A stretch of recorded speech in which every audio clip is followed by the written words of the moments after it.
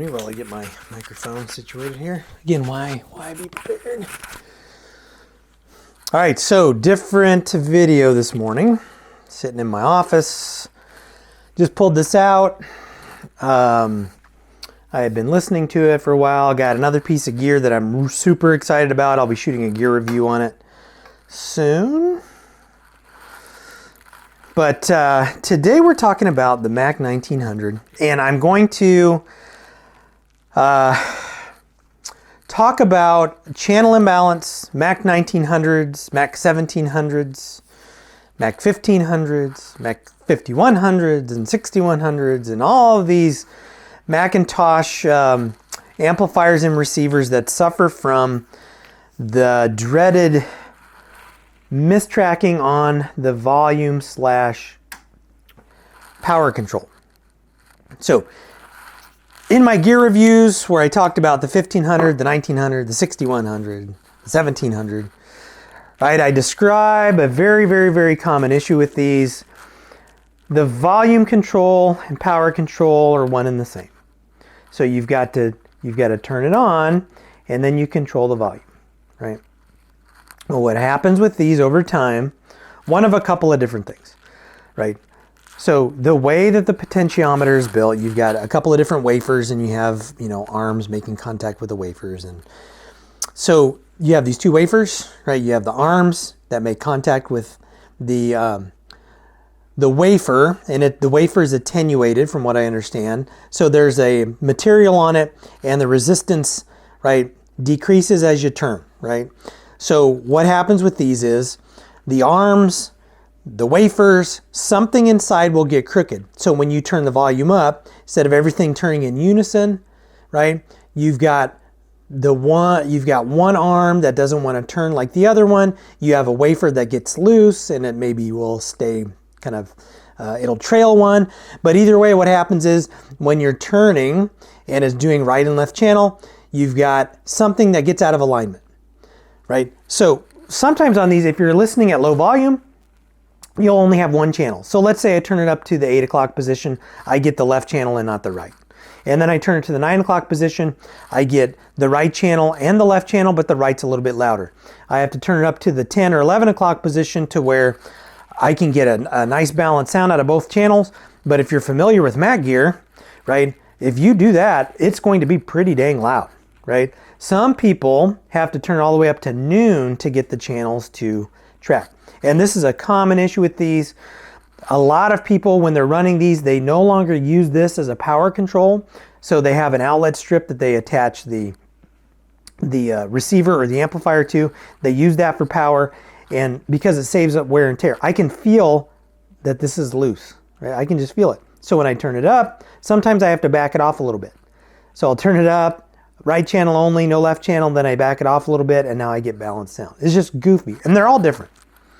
Right? If you have a 1700, a 1900, and a 6100, they're all going to behave differently. Right? Where they get balance, whether you have to turn it back or whatever the case is, it's going to be different on every single piece of equipment.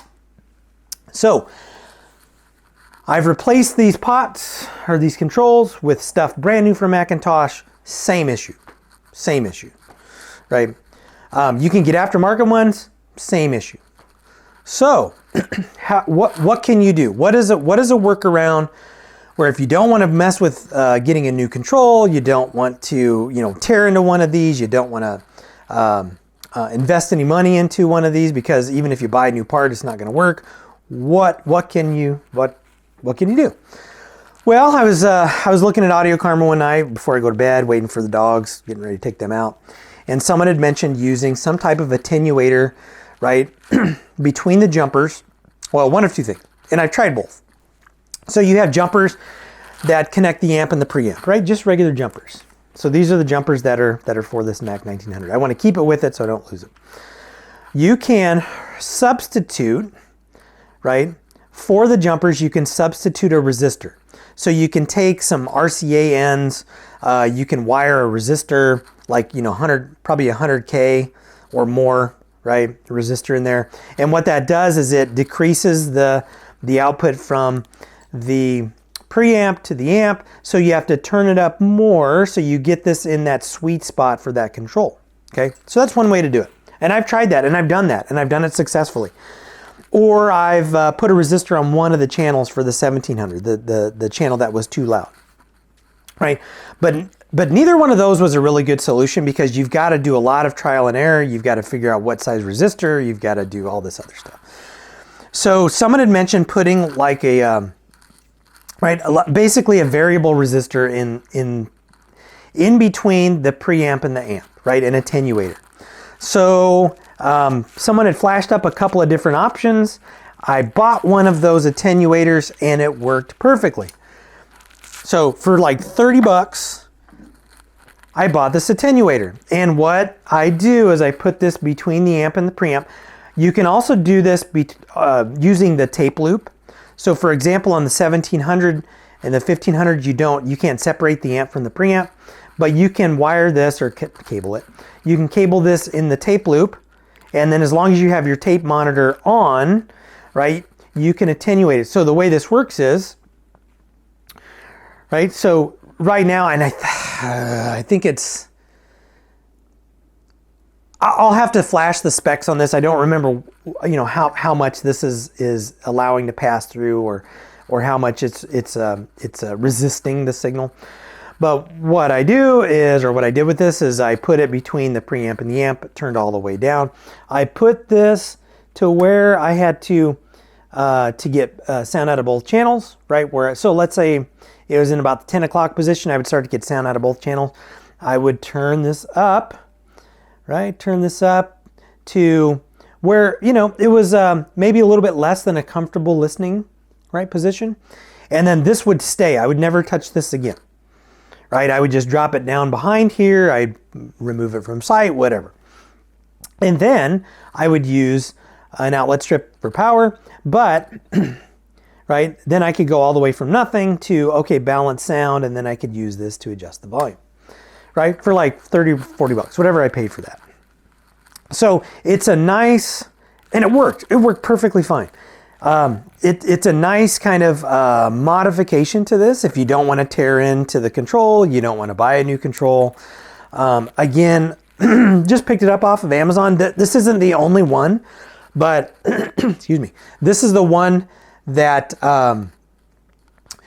because in the post, and I'll flash the post up, the person that started the thread was talking about doing this, and then they were looking for opinions on which, attenuator that, you should use. And somebody had one that was remote control. And basically you would control the volume through this, which you could also do, right? So you would turn the volume way up, and then using a remote control, you could adjust this up and down, right? So a couple of different ways you can do it. I'm cheap, so I went with the cheap solution. But understand there are different options here. This is the one I prefer because I'm going to get up and adjust the volume here anyway. But if I wanted to, again, I could just have this turned up. I wouldn't turn it up all the way, but I could have this turned up, and then with a remote, I could actually control the volume from across the room. There's also a McIntosh. It's like a CR7 or something like that basically does the same thing. It's a remote control. If you wanted to pay the couple $100 if they're available to do the same thing, you could get one of those. I think it was remote control. But that would basically do the same thing. But again, what I chose to do is I would just dial this in, right, wherever, and then I would just leave it. I wouldn't touch it again. And I would make sure this was out of sight, out of sight where no one could fiddle with it. But I'm always using this volume control, right, because even when I'm using the outlet strip for power, this is always going to be in the zero volume position. So if somebody does fiddle with this, it's not going to damage your speakers and blow up your amp.